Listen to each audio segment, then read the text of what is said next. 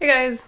As I explained in the last video, this is the first in a series of follow-ups to my video on intersectionality, why I'm not an intersectional vegan. I should be back to regular vegan stuff fairly soon. So most people had no idea what I was talking about with respect to justice and my comment that I don't care about justice. So basically what I meant is that what I care about is consequences that result in harm and not justice in and of itself. Broadly speaking, there are four basic moral foundations: consequentialism, deontology, virtue ethics, and divine command. Divine command is obviously a religious foundation. God said to do this, and so that's what's moral. I am an atheist, as I've said before. I don't believe in God, so obviously this isn't really a foundation that I would consider. If you are religious, again, as I have said before, I have nothing against you as long as you are using your religion to inspire compassion as opposed to excuse indifference. Or hatred, for that matter. For you, divine command may be compelling, and if what your deity has commanded is in line with social justice or intersectionality, then those may be perfectly compatible with your religious beliefs and moral foundation. Next, we have virtue ethics, and this involves acting in accordance with or cultivating certain virtues. Nobody can seem to agree what those virtues are or why they're important, unless, of course, they appeal to other arguments. Arguments based on deontology or consequentialism. In other words, virtue ethics, when it is consistent, is usually more of a discussion of values within an overall consequentialist or deontological framework. So a virtue ethicist can be a consequentialist or a deontologist. Trying to go it alone puts them on pretty shaky foundation. Despite her questionable treatment of consequentialism, Martha Nussbaum has written pretty extensively on this. Link in the description. There are ways to discuss virtue ethics within each context, again, either a deontological framework or a consequentialist framework, but that doesn't really change the underlying foundation. And then there were two. And understanding the difference here is critical to understanding my rejection of justice as a moral quality in itself. The main difference between the two comes down to consequences. In terms of deontology, the motto is basically, let justice be done, though the world perish. While for consequentialism, the motto is something like, the ends justify the means. Consequentialism cares about consequences, obviously. Deontology cares about the act in itself and whether it meets certain standards of justice or moral duty. I won't recommend that you read Kant or Bentham since this stuff is pretty dense and ultimately excruciatingly boring, so I'll just give two examples to help put things into perspective. First example. A murderer comes to you and under duress, he asks you the location of his intended victim, which you know. You can either lie to him, at which point he will release you and he will go on to find his victim and fail to do so, or you can tell him the truth, be released, and he will find his victim and murder his victim. Under deontology, lying is wrong, period. It's wrong to lie to the murderer, it is wrong to lie to literally anybody for any reason.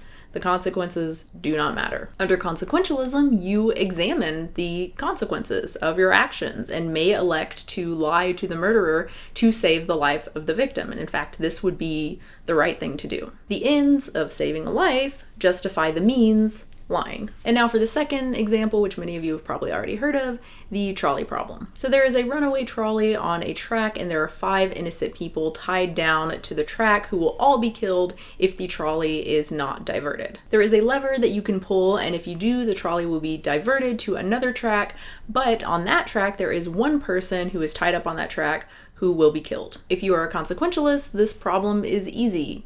It's 1 versus 5. And given the unique circumstances, we also don't have to worry about the social costs that something like harvesting 1 person for organs to save 5 would involve. So you switch the train to the other track and kill the 1 person instead of the 5 people. So the ends, saving the 5 people, justifies the means, diverting the train and killing the 1 person. The same simple problem, easy to answer problem for consequentialists is a huge deal for deontologists. In short, the answers from deontologists range from don't switch it because you're killing 1 person, which is wrong and the good consequences don't matter, to switch Switch it or don't switch it, it doesn't matter, because the trolley is deemed responsible for the deaths rather than you. In the latter case, deontology suffers an even more troubling problem. I'll quote the Stanford Encyclopedia of Philosophy on this point because they summarize it well. The solution to the paradox of deontology may seem attractive, but it comes at a high cost. In trolley, for example, where there is neither agency nor using in the relative senses and thus no bar to switching, one cannot claim that it is better to switch and save the 5. For if the deaths of the 5 cannot be summed, their deaths are not worse than the death of the one worker on the siding. Although there is no deontological bar to switching, neither is the saving of a net 4 lives a reason to switch. Worse yet, were the trolley heading for the one worker rather than the 5, there would be no reason not to switch the trolley, so a net loss of 4 lives is no reason not to switch the trolley.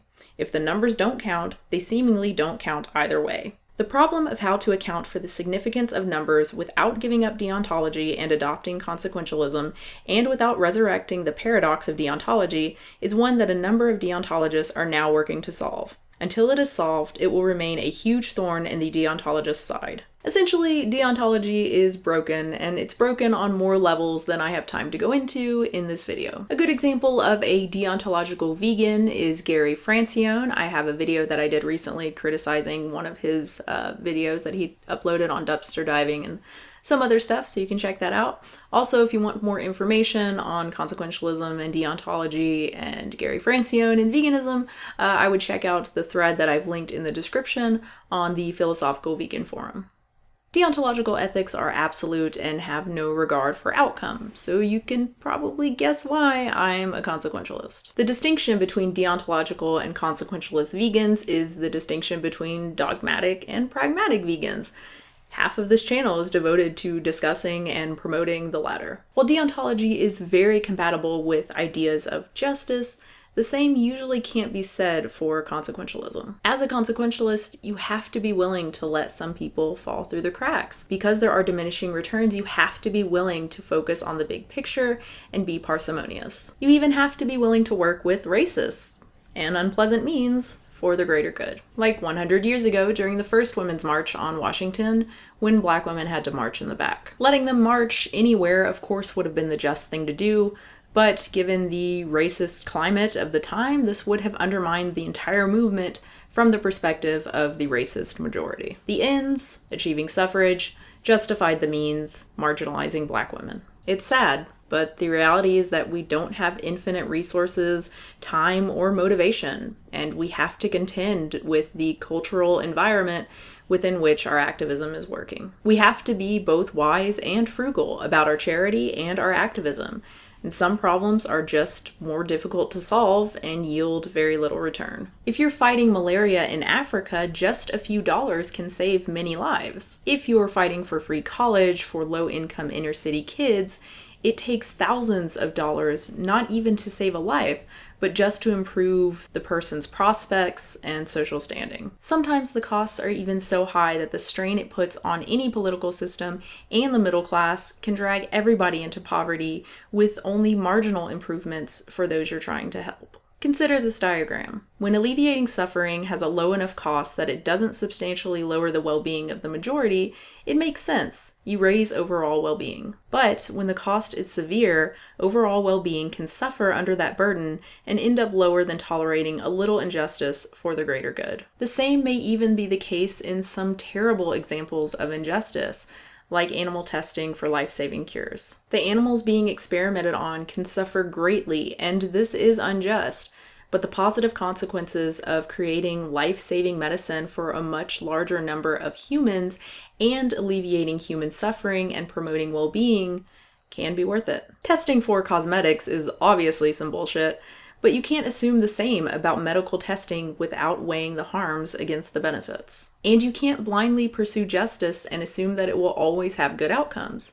Sometimes it does, but sometimes it doesn't. As a consequentialist, particularly as one who understands that some measure of suffering or interest is what's relevant in morality, you can't care about justice for its own sake. You have to worry about consequences. So while sometimes justice can be an instrumental good, meaning that it has good outcomes, You have to consider it on a case-by-case basis rather than just fighting for it blindly. A consequentialist understands that different problems need different solutions, and that attempting to pursue justice isn't always the right tool for the job. I'm happy to work with social justice advocates on issues where social justice makes sense and is a pragmatic solution with good outcomes.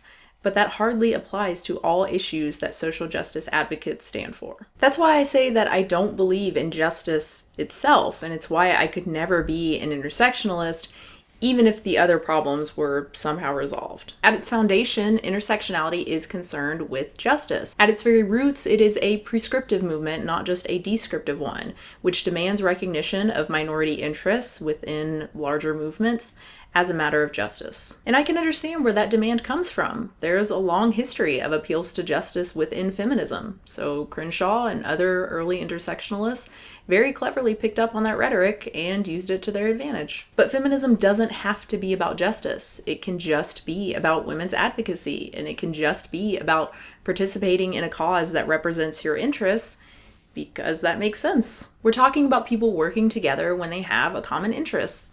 That's just rational. Frankly, it's no different from any business or other interest group lobbying for their own interests. Feminists lobby for women's issues, MRAs lobby for men's issues, the AARP lobbies for retired people, and the NRA lobbies for gun owners. It's all part of the open exchange of ideas. There's push, there's pull, there's a little ideological warfare, but that's the foundation of democracy. Trying to make your interests bigger than they are by claiming some cosmic force of justice is either disingenuous or more than a little crazy. Again, there is nothing inherently good about justice. It's only good if it results in good consequences. And it's the consequences that give actual empirical arguments weight and true persuasive power. I understand that appealing to irrational concepts like justice for its own sake may seem to make some headway, but in an age of information technology, I think people arguing for this are severely underestimating the internet's ability to sniff out bullshit. I'll talk about this more in my next video on alienation. A consequentialist concept of justice? So in the video, in the comments, some people complained about my definition of justice. Yeah, no, that's not really helpful. And others, coming from a consequentialist or utilitarian perspective, tried to use justice as a stand-in for something being right. While some argued more explicitly for a consequential definition that really just didn't seem meaningful to me. It's kind of like what I talked about in my video on the definition of veganism.